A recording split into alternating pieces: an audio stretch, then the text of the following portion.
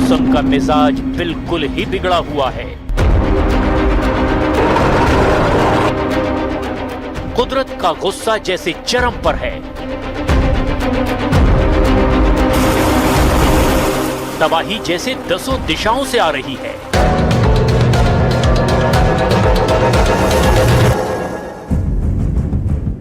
और इन सब के बीच सुपर एल नीनो का खतरा। प्रशांत महासागर में ऐसे हालात बनने वाले हैं जिसका असर पूरी दुनिया पर पड़ेगा। हिंदुस्तान इससे अछूता नहीं है। भारत में बेतहाशा गर्मी, लू और भयंकर सूखे का खतरा है।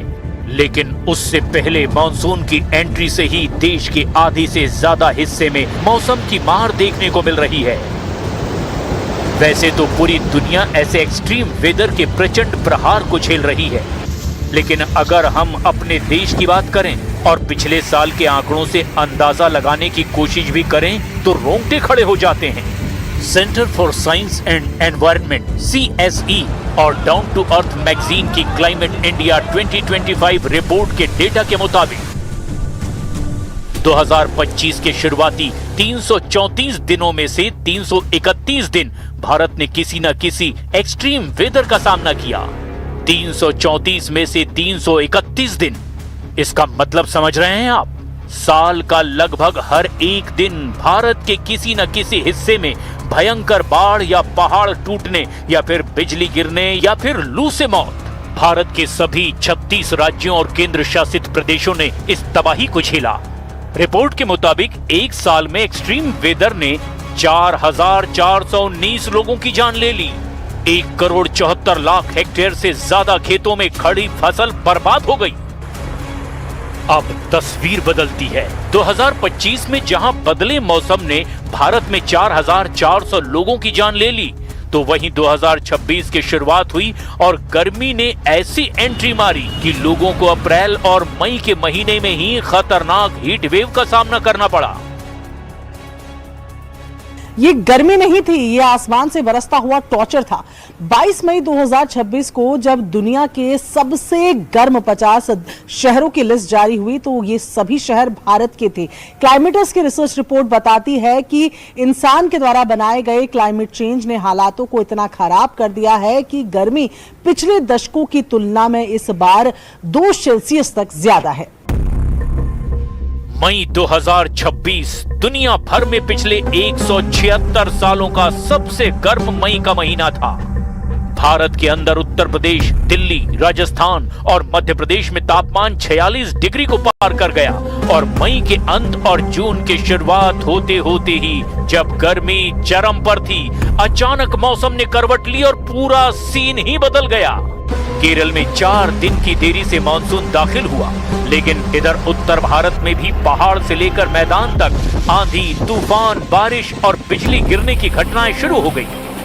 गर्मी से लोगों को राहत तो मिली, लेकिन ये एक ऐसी आहट है जो कह रही है कि अगर प्री मानसून में उत्तर भारत में ये हाल है तो मानसून के समय क्या हाल होगा, वो भी तब जब मौसम विभाग ने सामान्य से कम बारिश होने की संभावना व्यक्त की है। अगर आप देखें तो मानसून लगभग इस तरह से आगे बढ़ा है। इसको देखेंगे तो यहां से लेकर के ये इस तरह से मानसून, मतलब इस इलाके में पूरे में मानसून आ चुका है। तो अभी पूर्वी जो भारत है वहां पर भी थोड़ा संशय बना हुआ है, थोड़ा सा डिले हो सकता है, लेकिन मुंबई में जो 10 तारीख को मानसून पहुंच जाता था उसमें भी समय लग जाएगा। और जो एल नीनो का प्रभाव है वो जुलाई, अगस्त और सितंबर में काफी ज्यादा परमानेंट हो जाएगा। उस समय मानसून की बारिश कम हो सकती है। सुपर एल नीनो आया तो जो गर्मी और सूखा हम अभी देख रहे हैं वो आने वाली तबाही के सामने कुछ भी नहीं होगा। पिछले साल की गर्मी में 4,40,00,000 लोग डेंजरस हीट स्ट्रेस में आ गए थे। $341 बिलियन की इकोनॉमी पर सीधे खतरा मंडराने लगा। और 2026 की गर्मी में भारत इसी जानलेवा स्थिति के बिल्कुल किनारे पर खड़ा है। और ऐसे में याद करने की जरूरत है 3 अक्टूबर 2023 की वो घटना। सिक्किम की साउथ लोहनक झील तापमान माइनस में था।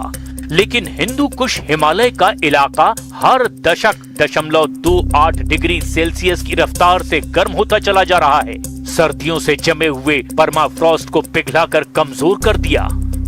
अचानक झील के किनारे एक बहुत बड़ी चट्टान टूटी और मलबे ने झील को तोड़ दिया।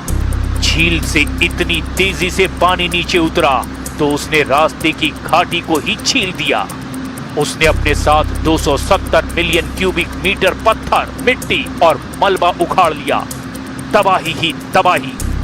बड़ी संख्या में लोग मारे गए। कई लोग तो आज तक नहीं मिले।